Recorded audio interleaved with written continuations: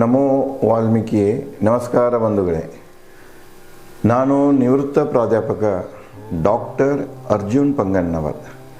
ಹೇ ಸೀತಾರಾಮ್ ವಾಹಿನಿಯ ವಾಲ್ಮೀಕಿ ರಾಮಾಯಣ ಅಂದು ಇಂದು ಚಿಂತನ ಕಾರ್ಯಕ್ರಮದ 509ನೇ ಸಂಚಿಕೆಗೆ ತಮ್ಮೆಲ್ಲರಿಗೂ ಸ್ವಾಗತ.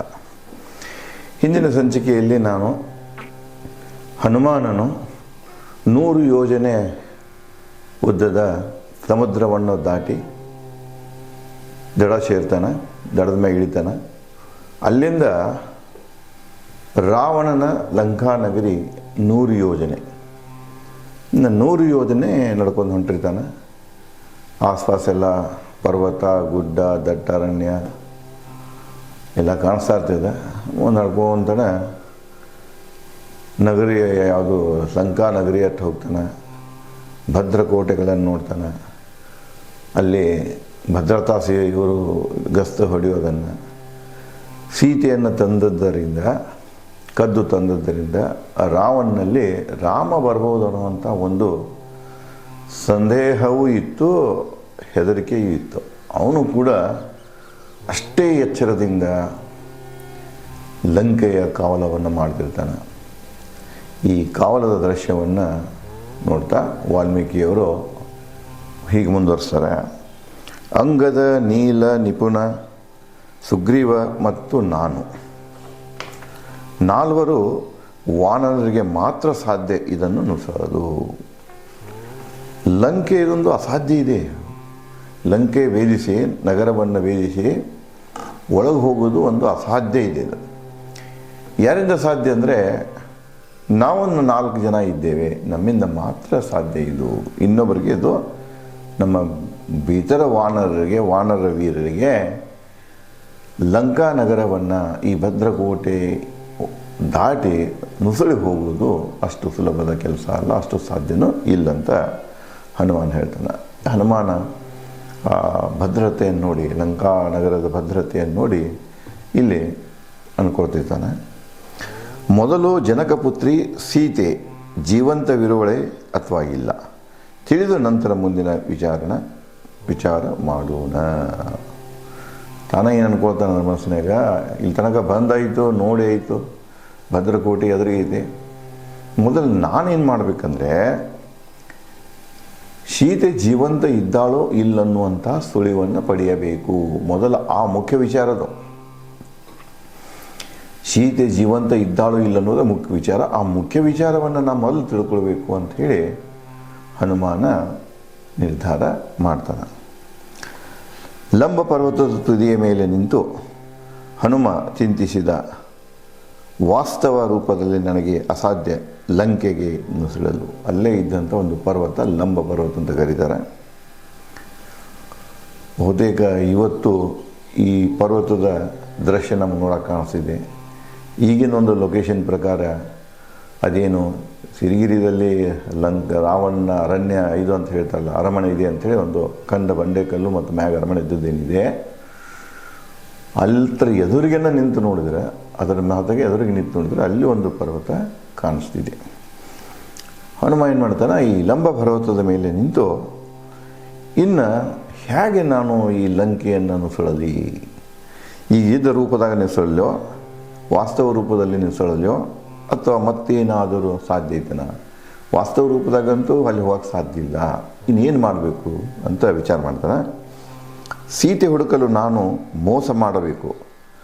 ಮೊದಲು ಈ ಸಬಲ ಅಸಾಮಾನ್ಯ ರಾಕ್ಷಸರನ್ನು. ಫಸ್ಟ್ ನನಗೆ ಎದುರಿಗೆ ಬರೋರು ಯಾರು? ಈ ಭದ್ರತಾ ಸಿಬ್ಬಂದಿ, ರಾಕ್ಷಸ ಸೈನ್ಯ ಬರೋದು. ಹೇಗಾರೆ ಮಾಡಿ ನಾನು ಏನು ಮಾಡಬೇಕು, ಕೋಟೆ ಒಳಗೆ ನುಸುಳುವ ಸಲುವಾಗಿ ಇವ್ರನ್ನ ಮೋಸ ಮಾಡಬೇಕು, ಇವ್ರನ್ನ ಮೋಸದಿಂದ ದಾಟಬೇಕು, ಒಂದು ಕುತಂತ್ರ ಮಾಡ್ಕೊಂಡೇ ದಾಟಬೇಕು, ಇವರಿಗೆ ಮೋಸ ಮಾಡಿನೇ ಒಳಗೆ ಹೋಗಬೇಕು ಅಂತ ಅನ್ಕೊಂತಾನೆ.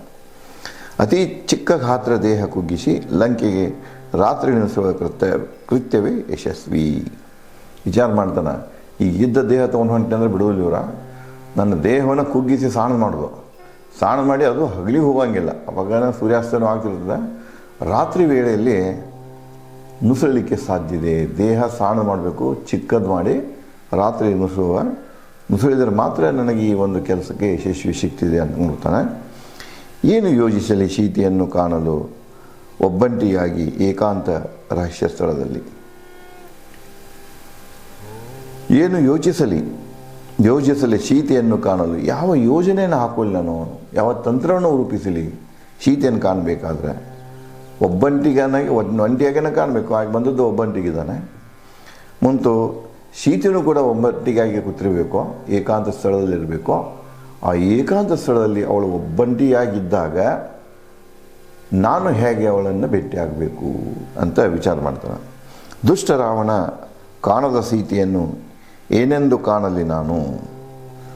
ದುಷ್ಟ ರಾವಣ ಕಾಣದ ಸೀತೆಯನ್ನು, ದುಷ್ಟ ರಾವಣನು ನನ್ನ ಮುಂದಿಲ್ಲ, ಸೀತೆಯನ್ನು ನಾನು ಮುನ್ನಲ್ಲ, ನಾ ಏನಂತ ಕಾಣಲಿ?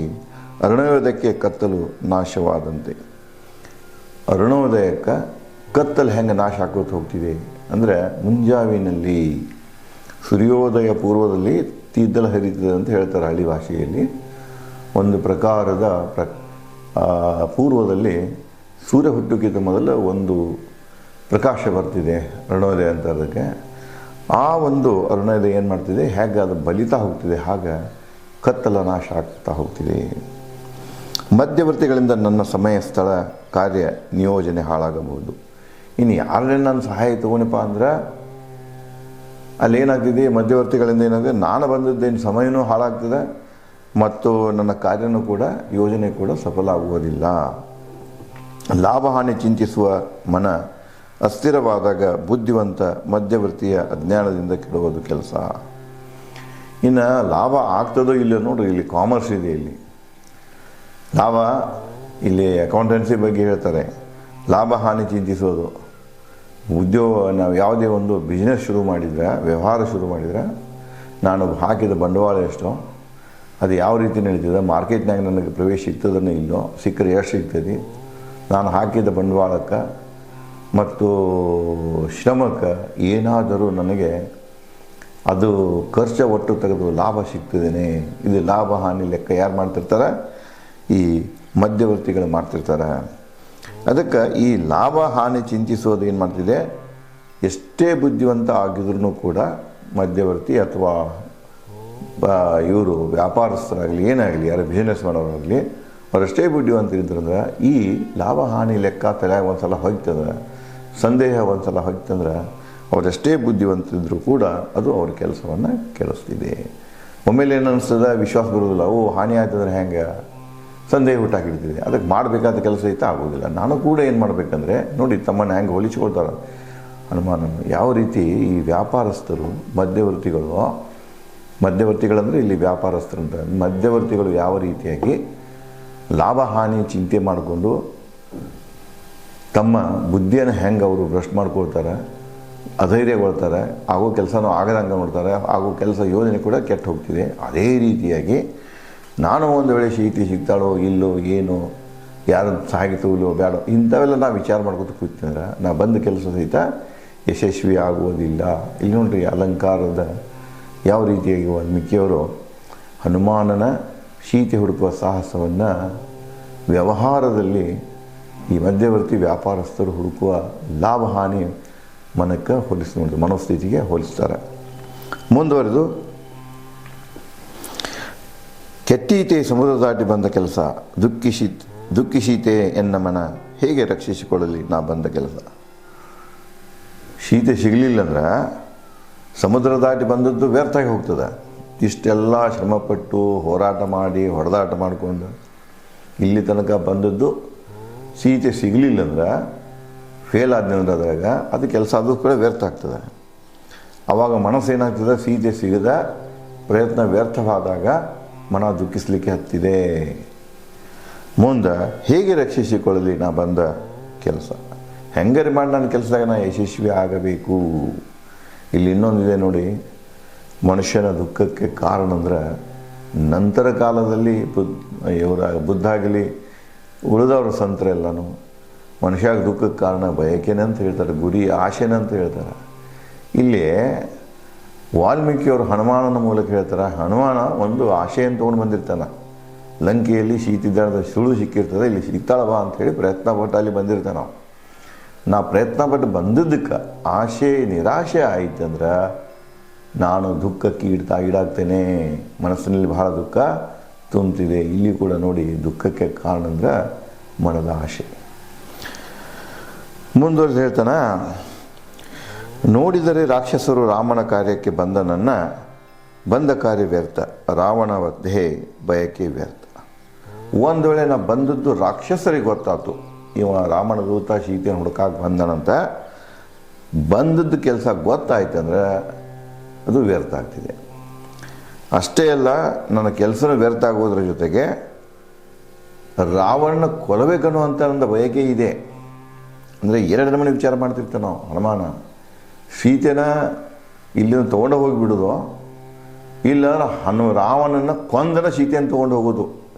ನೋಡಿ, ಅಲ್ಲಿಂದ ಬರೋ ಕಾಲಕ್ಕೆ ಸುಗ್ರೀವ ಹೇಳಿರ್ತಾನೆ, ಸೀತೆಯನ್ನು ಹುಡುಕೊಂಡು ಬರ್ರಿ, ಸುಳು ತೊಗೊಂಡು ಬರ್ರಿ, ಯುದ್ಧ ಮಾಡಿ ತೊಗೊಂಡು ಬರ್ರಿ ಅಂತ ಹೇಳಿರೋದಿಲ್ಲ ಅವನು. ಬರೇ ಸುಳು ಥರ ಸುದ್ದಿ ಥರ ಹೇಳಿರ್ತಾನೆ ಇಷ್ಟೇ.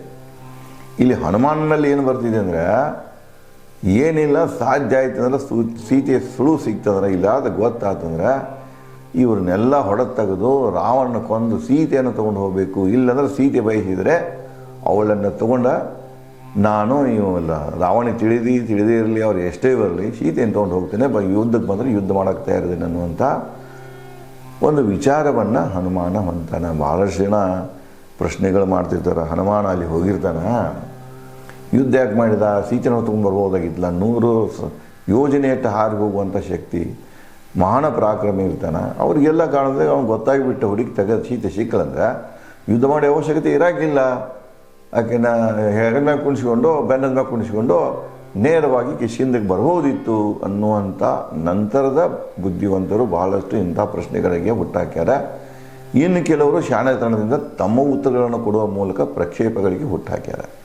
ಇದು ನೋಡಿ, ರಾಮಾಯಣದಲ್ಲಿ ಇಷ್ಟೊಂದು ಅವಕಾಶಗಳಿವೆ ಆ ಜನರಿಗೆ, ಹಿಂದಿನವ್ರಿಗೆ. ನಂತರ ಏನು ಆವರ್ತಿಗಳನ್ನು ಬರ್ಕೋತ ಹೋಗ್ಯಾರಲ್ಲ, ಮಹಾಕಾವ್ಯನ ಬರ್ಕೋತ ಹೋಗ್ಯಾರಲ್ಲ, ಅವರಿಗೆ ಎಲ್ಲೆಲ್ಲಿ ಏನು ಸೇರಿಸಬೇಕು ಸಂದರ್ಭಕ್ಕೆ ಅನುಗುಣವಾಗಿ ತಮ್ಮ ಆಲೋಚನೆಗಳನ್ನು ಹೇಳಿ ತಮ್ಮಲ್ಲೇ ಪ್ರಶ್ನೆಗಳನ್ನು ಉದ್ಭವಿಸಿಕೊಂಡು ಅದಕ್ಕೆ ಉತ್ತರಗಳನ್ನು ಹುಡುಕಿ ಅವರೇ ಇಲ್ಲಿ ಕೆಲವು ಪ್ರಸಂಗಗಳನ್ನು ಸೇರಿಸ್ಯಾರ ಅನ್ನೋದು ಈ ಒಂದು ಮೂಲ ವಾಲ್ಮೀಕಿ ರಾಮಾಯಣ ಓದುವುದರಿಂದ ತಿಳಿದುಕೊಳ್ಳುವುದರಿಂದ ಸ್ಪಷ್ಟವಾಗಿ ಕಂಡುಬರ್ತಿದೆ. ಅದಕ್ಕೆ ಅವನು ಹೇಳ್ತಾನ, ಒಂದು ವೇಳೆ ಅವ್ರಿಗೆ ಗೊತ್ತಾಯ್ತಂದ್ರೆ ರಾವಣ ವಧೆ ಮಾಡುವ ಬಯಕೆ ಇದೆ, ಅವನು ಕೊಂದು ತೊಗೊಂಡು ಹೋಗಬೇಕು ಅನ್ನೋ ಬಯಕೆ ಏನಿದೆ, ಇದು ವ್ಯರ್ಥವಾಗಿ ಹೋಗ್ತಿದೆ. ಮುಂದುವರಿಸಿ, ರಾಕ್ಷಸ ರೂಪದಲ್ಲಾಗಲಿ ಯಾವುದೇ ರೂಪದಲ್ಲಾಗಲಿ ಉತ್ತರಿಸಲು ನನಗೆ ಸಾಧ್ಯವೇ ಲಂಕೆಯಲ್ಲಿ. ನಾ ರಾಕ್ಷಸ ರೂಪನ ತೊಗೊಂಡು ಹೋಗೋ, ಯಾಕೆ ಇಚ್ಛಾ ರೂಪ ಇರ್ತಾನ, ಅಥವಾ ನನ್ನ ರೂಪದ ಯಾವುದೇ ರೂಪದ ನಾ ಹೋದ್ನಂದ್ರೆ ನಾನು ಯಾರಾದರೂ ಲಂಕೆಯಲ್ಲಿ ಪ್ರಶ್ನೆ ಮಾಡಿದರೆ ನೀ ಯಾರಪ್ಪ ಅಂತ ಕೇಳಿದರೆ ನನಗೆ ಅವರಿಗೆ ಉತ್ತರಿಸೋಕ್ಕೆ ಸಾಧ್ಯ ಆಗ್ತದೆ ಲಂಕಾ ನಗರದಲ್ಲಿ, ಅದನ್ನು ತಿಳ್ಕೋಬೇಕಲ್ಲ. ನಾನು ಇಲ್ಲಿಂದ ಏನು ಮಾಡಿದೆ, ರಾಕ್ಷಸರನ್ನ ಮೋಸದಿಂದ ಅಥವಾ ಹೇಗೋ ಮಾಡಿ ನುಸುಳು ಒಳಗೆ ಹೋದೆ. ಒಂದು ವೇಳೆ ಯಾರಾದರೂ ಎದುರಿಗೆ ಬಂದು ನೀನು ಯಾರಪ್ಪ ಅಂತ ಕೇಳಿದಾಗ ಅವರ ಪ್ರಶ್ನೆಗೆ ಉತ್ತರ ಕೊಡುವಂಥ ಉತ್ತರ ನನ್ನಲ್ಲಿದೆ ಅಂಥೇಳಿ ತನ್ನಷ್ಟೇ ತಾನ ಪ್ರಶ್ನೆ ಮಾಡಿಕೊಳ್ತಾನೆ ಹನುಮಾನ. ಗಾಳಿ ಸುಳಿಯದು ಎಲ್ಲರನ್ನೂ ಬಲ್ಲರು ರಾಕ್ಷಸರು, ಯೋಚನೆಗಳು ಹೊಳೆಯುತ್ತಿಲ್ಲ ನನ್ನ ಮನಸ್ಸಿಗೆ. ಗಾಳಿ ಸುಳಿಯೋದು, ನನ್ನಷ್ಟವರು ರಾಕ್ಷಸರೇನು ಮತ್ತು ಅವರೇನು ಬುದ್ಧಿಗಿರಿಗಳಿಲ್ಲ. ಅವರು ಇಂಥವೆಲ್ಲ ಅಂದರೆ ಅವರು ಸಾಕಷ್ಟು ಯೋಜನೆಗಳನ್ನು ಹೊಂದಿರ್ತಾರೆ. ಅವರು ಕೂಡ ಭದ್ರತೆಯಲ್ಲಿ, ಯೋಜನೆಯಲ್ಲಿ ಮತ್ತು ಎಚ್ಚರಿಕೆಯಲ್ಲಿ ಇರ್ತಾರೆ. ಅವರು ಈ ನಾವೇನು ವಿಚಾರ ಮಾಡ್ಕೊಂಡು ಹೋಗಿಲ್ಲ, ಅವರು ಅದೇ ರೀತಿಯಾಗಿ ವಿಚಾರ ಮಾಡಿಕೊಳ್ಳುವಂಥ ಸಾಧ್ಯತೆ ಇದೆ. ಅದಕ್ಕೆ ನಾ ಹೆಂಗೆ ಇವ್ರನ್ನೆಲ್ಲ ತಪ್ಪಿಸಿಕೊಂಡು ಈ ಲಂಕೆಯನ್ನು ಪ್ರವೇಶ ಮಾಡಲಿ ಅಂತ ಚಿಂತೆ ಮಾಡೋಕೆ ಹೇಳ್ತಾನೆ. ನನ್ನ ಮನಸ್ಸಿಗೆ ಇದು ಹೊಳಿತಾ ಇಲ್ಲಲ್ಲ ಅಂಥೇಳಿ ಬೇಸರ ವ್ಯಕ್ತಪಡಿಸ್ತಾನೆ. ವಾಸ್ತವ ರೂಪದಲ್ಲಿ ಇಲ್ಲಿಯೇ ನಿಂತರೆ ನಾಶಪಡಿಸುವರು ನನ್ನ ರಾಮನ ಕಾರ್ಯವಿಲ್ಲ. ಒಂದು ವೇಳೆ ವಿಚಾರ ಮಾಡ್ಕೋತ ನಾ ಇಲ್ಲೇ ನಿಂತೀನಿ ಅಂದ್ರೆ ಈ ವಿಷಯ ರಾಕ್ಷಸರಿಗೆ ಗೊತ್ತಾಯ್ತಂದ್ರೆ ಸುಮ್ಮನೆ ಇರೋದಿಲ್ಲ. ಅವ್ರು ಕೇಳ್ತಾರೆ, ಮತ್ತು ಭದ್ರತೆಗೆ ನಿಂತಾರನ್ನ ಕೇಳಾರನ್ನ ಹೊಸದಾಗಿ ಬಂದವ್ರನ್ನ ಮುಂದೆ ಏನು ಮಾಡ್ತಾರೆ, ಅವರು ನನ್ನ ನಾಶ ಮಾಡಿಬಿಡ್ತಾರೆ, ಯುದ್ಧ ಮಾಡಿ ಏನೋ ಆಯ್ತು ಅಂತೇಳಿ. ನಾನು ನಾಶ ಹೋದ್ನಿ ಅಂದ್ರೆ ಇನ್ನು ರಾಮನ ಕೆಲಸ ಮಾಡೋರು ಯಾರು? ಕೆಲಸ ಐತೆ ಏನಾಗ್ತಿದೆ, ವಿಫಲವಾಗಿ ಹೋಗ್ತಿದೆ. ಅಂದರೆ ನಾನು ಇವ್ರನ್ನ ಕೊಂದ್ಕೊಂತ ಹೋಗ್ಬೋದು ಎದುರಿಗೆ ಬಂದವ್ರನ್ನೆಲ್ಲ. ಆದರೆ ನೋಡಿ ಇನ್ನೊಂದು ರೀತಿಯಿಂದ ಉಪಯೋಗ ಮಾಡ್ತಾರೆ. ನಾವು ಅಷ್ಟ ಪರಾಕ್ರಮಿ ಏನೇ ಯುದ್ಧ ಮಾಡ್ತಿದ್ರು ಕೂಡ ನಾ ಮುಟ್ತೀನಿ ಅನ್ನೋದು ಇಲ್ಲ. ನನಗಿಂತ ಯಾರ ಪರಾಕ್ರಮಿ ಬಂದು ನಾನು ಕೊಂದು ಬಿಟ್ರಂದ್ರೆ ಯುದ್ಧದಾಗ ಏನೆಲ್ಲ ಆಗ್ತಿದೆ. ನಾನು ಇನ್ನೊಬ್ರನ್ನ ಕೊಲ್ಬೋದು, ಇನ್ನೊಬ್ರು ನನ್ನನ್ನು ಕೊಲ್ಬೋದು. ಎರಡು ಸಾಧ್ಯತೆಗಳು ಯುದ್ಧದಾಗ ತಳಿ ಹಾಕಕ್ಕೆ ಸಾಧ್ಯ ಇಲ್ಲ. ಅದಕ್ಕೆ ಒಂದು ವೇಳೆ ನನ್ನ ಯಾರು ಕೊಂದ್ರಂದ್ರೆ ನಾ ಬಂದಿದ್ದೆ ಅದಕ್ಕೆ ರಾಮನ ಕೆಲಸಕ್ಕೆ, ಸೀತೆಯ ಸುದ್ದಿಯನ್ನು ತೊಗೊಂಡು ಹೋಗೋ ಕೆಲಸಕ್ಕೆ ಬಂದೆ ನಾನು. ಅದಕ್ಕೆ ಇದು ಅವ್ರು ಹೊಡೆದು ಯುದ್ಧ ಮಾಡೋದು ಬೇಡ, ಇದರಿಂದ ಕೆಡ್ತಿದೆ ಅನ್ನೋಂಥದ್ದು ವಿಚಾರ ಮಾಡ್ತಾನೆ. ರಾಮನ ಕಾರ್ಯ ಯಶಸ್ವಿಗೆ ಅತಿ ಚಿಕ್ಕವನಾಗಿ ರಾತ್ರಿ ಲಂಕೆಯನ್ನು ಸುಳುವುದೇ ಲೇಸು. ಇಷ್ಟೆಲ್ಲ ವಿಚಾರ ಮಾಡಿ ಅವ್ರು ಹೊಡಿಬೇಕು, ಬಡಿಬೇಕು, ಜಗಳ ಎಲ್ಲ ರೀತಿಯಿಂದ ಆಲೋಚನೆ ಮಾಡ್ತಾನೆ. ನಾವು ಲಂಕಾ ಪ್ರವೇಶ ಮಾಡಬೇಕ್ರೆ ಏನು ಸಾಧ್ಯತೆ ಎಲ್ಲ ಕಡೆಯಿಂದ. ಆದರೆ ಇವೆಲ್ಲಕ್ಕಿಂತ ಅಗದಿ ಉತ್ತಮ ಏನಂದ್ರೆ, ಯಾರಿಗೂ ಗೊತ್ತಿಲ್ಲದಂಗೆ ನನ್ನ ಗಾತ್ರವನ್ನು ಚಿಕ್ಕ ಮಾಡಿಕೊಂಡು ರಾತ್ರಿ ಲಂಕೆಗೆ ಹೋಗೋದು, ಭಾಳ ಲಂಕೆಯಲ್ಲಿ ನುಸುಳೋದು, ಎಲ್ಲರೂ ಒಂದು ಸಂದಿ ಹಿಡ್ಕೊಂಡು ನುಸುಳೋದು, ಇದೇ ಉತ್ತಮ ಯೋಜನೆ ಅಂತ ಹೇಳಿ ಹನುಮಾನ ತೀರ್ಮಾನಕ್ಕೆ ಬರ್ತಾನೆ. ಅಭೇದ ಲಂಕೆಯನ್ನು ರಾತ್ರಿ ನುಸುಳಿ ಸೀತೆ ಹುಡುಕುವೆ ರಾವಣನ ಎಲ್ಲ ಕಟ್ಟಡಗಳಲ್ಲಿ ಒಂದು ತೀರ್ಮಾನಕ್ಕೆ ಬಂದ. ರಾತ್ರಿ ಆಗ್ತಾನೆ ನಾನು ಏನು ಮಾಡಬೇಕು, ನನ್ನ ಶರೀರವನ್ನು ಕುಗ್ಗಿಸಿ ಬಹಳ ಚಿಕ್ಕದು ಮಾಡಬೇಕು, ಯಾವುದೇ ಒಂದು ಕಡೆಯಿಂದ ನುಸುಳಿ ಲಂಕೆದಾಗ ಹೋಗಬೇಕು. ಮುಂದೆ ರಾವಣನ ನಗರಿಯಲ್ಲಿರುವಂಥ ಎಲ್ಲ ಕಟ್ಟಡಗಳನ್ನು, ದೊಡ್ಡ ನಗರಿ ಇದೆ, ಆ ಎಲ್ಲ ಕಟ್ಟಡಗಳನ್ನು ನಾನು ಏನು ಮಾಡಬೇಕು, ಹುಡುಕಬೇಕು. ಯಾವ ಕಟ್ಟಡ, ಯಾವ ರೂಮ್ನಲ್ಲಿ, ಯಾರ ಮನೆಯಲ್ಲಿದ್ದಾಳೆ, ಎಲ್ಲಿದ್ದಾಳೆ ಸೀತೆಯನ್ನು, ಇಡೀ ಲಂಕಾನಗರದ ಎಲ್ಲ ಕಟ್ಟಡಗಳನ್ನು ಜಾಲಾಡಿಸಿ ಹುಡುಕಬೇಕು ಅಂತ ಅಂದ್ಕೊಳ್ತಾನೆ. ಹೀಗೆ ಯೋಚಿಸುತ್ತಾ ಸಾಹಸಿ ವಾನರ ಕಾಯ್ದನು ಸೂರ್ಯಾಸ್ತೆಯ ಸಮಯ. ರಾತ್ರಿ ಹೋಗೋದಂತ ವಿಚಾರ ಮಾಡಿ ತೀರ್ಮಾನ ಮಾಡಿದ. ಚಿಕ್ಕ ಗಾತ್ರ ಮಾಡ್ಕೋಬೇಕು, ನುಸುಳಿ ಹೋಗಬೇಕು, ಮುಂದೆ ರಾತ್ರಿ ಹೋಗಬೇಕು. ರಾತ್ರಿ ಆಗುತ್ತಾ ಕಾಯಬೇಕಲ್ಲ, ಸೂರ್ಯಾಸ್ತ ಆಗ್ತಾ ಇತ್ತು. ರಾತ್ರಿ ಬೆಳೆಯೋ ತನಕನೂ ಅವನು ಸಮಯವನ್ನು ಕಾಯ್ತಾ ಇದ್ದ. ಮುಂದೆ ರಾತ್ರಿ ಆದ ನಂತರ ಅವರು ಯಾವ ರೀತಿಯಾಗಿ ಲಂಕೆಯನ್ನು ನುಸುಳ್ತಾನೆ ಮತ್ತು ಏನೇನು ಘಟನೆಗಳು ಘಟಿಸ್ತಾವೆ ಅನ್ನೋದನ್ನು ನಾನು ತಮಗೆ ಮುಂದಿನ ಸಂಚಿಕೆಯಲ್ಲಿ ಹಂಚಿಕೊಳ್ಳುತ್ತೇನೆ. ಧನ್ಯವಾದಗಳು.